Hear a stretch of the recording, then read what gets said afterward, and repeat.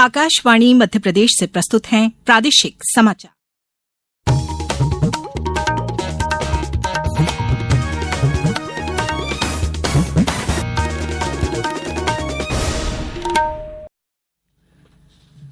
नमस्कार, समाचारों के साथ मैं राना शाहिद। पहले इस बुलेटिन के मुख्य समाचार।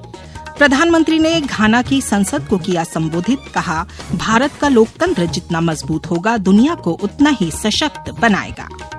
मुख्यमंत्री कल 94,000 से अधिक प्रतिभाशाली विद्यार्थियों को लैपटॉप की राशि का करेंगे वितरण। कश्मीर के पहलगाम और बालटाल से श्री अमरनाथ यात्रा की हुई शुरुआत और प्रदेश में अगले 4 दिनों तक तेज बारिश की संभावना, सभी जिलों में बारिश के लिए अलर्ट जारी। अब समाचार विस्तार से। प्रधानमंत्री नरेंद्र मोदी घाना की अपनी यात्रा पूरी करने के बाद आज त्रिनिदाद और टोबैगो के लिए रवाना हो गए हैं। इसके पहले श्री मोदी ने घाना की राजधानी अक्रा में वहां की संसद को संबोधित किया।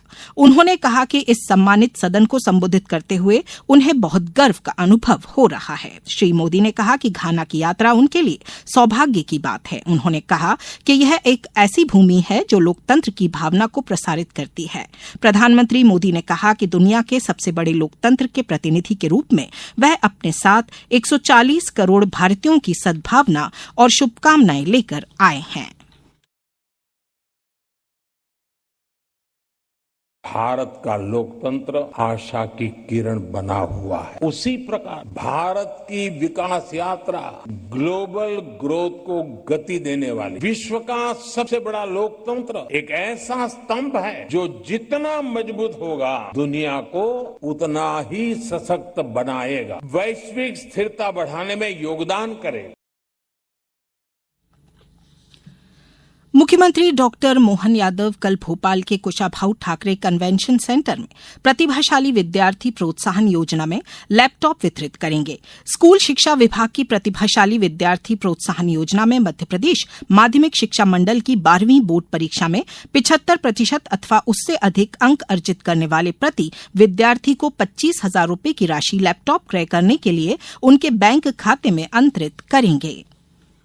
ये हमारे 12वीं पास 75% से ज्यादा अंक लाने वाले सभी 94,234 विद्यार्थियों को लैपटॉप मध्य प्रदेश सरकार की ओर से दिया जाना है। ये लैपटॉप 25,000 की राशि के लगभग रहने वाले हैं। उनके चॉइस से लेना हो तो ये छूट भी हम दे रहे हैं। 233 करोड़ 58 लाख के अमाउंट हमारे इस पूरी योजना में लगने वाला है। आइए हम सब अपने युवा विद्यार्थियों को बधाई भी देते हैं। मुख्यमंत्री डॉक्टर मोहन यादव ने कहा है कि प्रदेश के नगरों में झुग्गी बस्तियों के विस्तार को नियंत्रित करने के उद्देश्य से लोगों की सामाजिक आर्थिक परिस्थितियों को देखते हुए किफायती और सुविधाजनक आवास सुविधा विकसित करने का कार्ययोजना बनाई जाए। मुख्यमंत्री डॉक्टर यादव नगरीय विकास एवं आवास विभाग के मुख्यमंत्री निवास स्थित समत्व भवन में हुई समीक्षा बैठक को संबोधित कर रहे थे।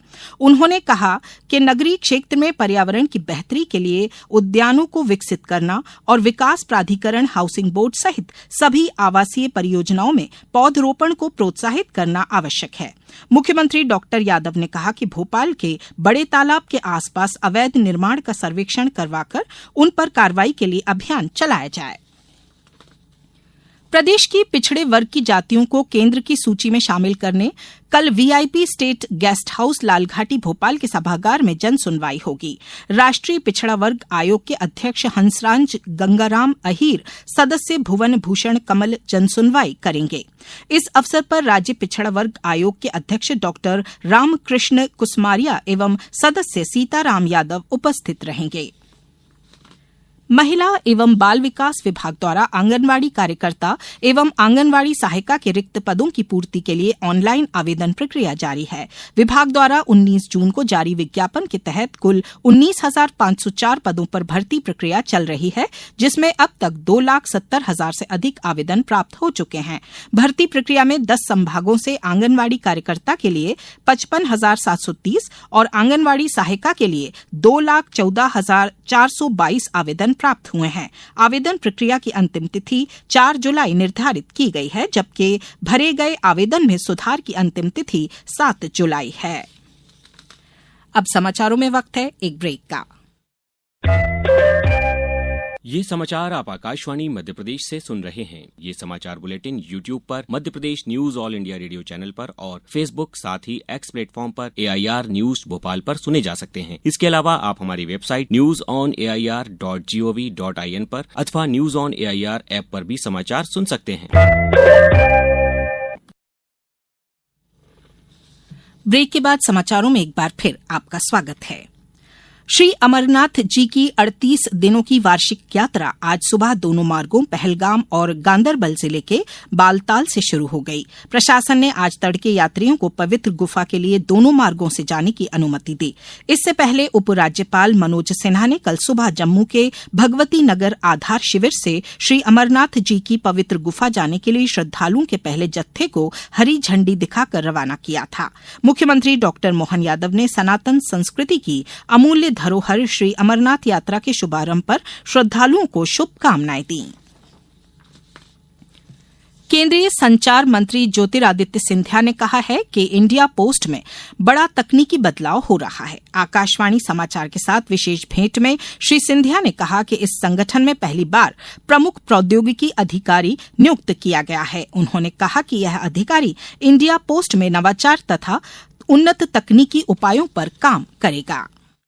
आज सूचना प्रौद्योगिकी में भारत विश्व का नेतृत्व कर रहा है, तो ये डाक विभाग का एक अंग बने अनिवार्य है और इसलिए पहली बार डाक विभाग में एक चीफ टेक्नोलॉजी ऑफिसर को हमने रखा है, क्योंकि टेक्नोलॉजी के आधार पे ही वो सॉफ्टवेयर के आधार पर हर डाकिये के हाथ में जो पहले चिट्ठियों का बंडल होता था, अब उसे एक हैंड हेल्ड पोर्टेबल मोबाइल के आधार पर हम लोग ने दिया। तो एक CTO हमने पोजीशन की है और हर एक वर्टिकल के साथ एक वाइस CTO, क्योंकि उस IT 2.0 सॉफ्टवेयर के आधार पे ही इसे एक लॉजिस्टिकल पावर हाउस हम लोग बनाना चाहते हैं।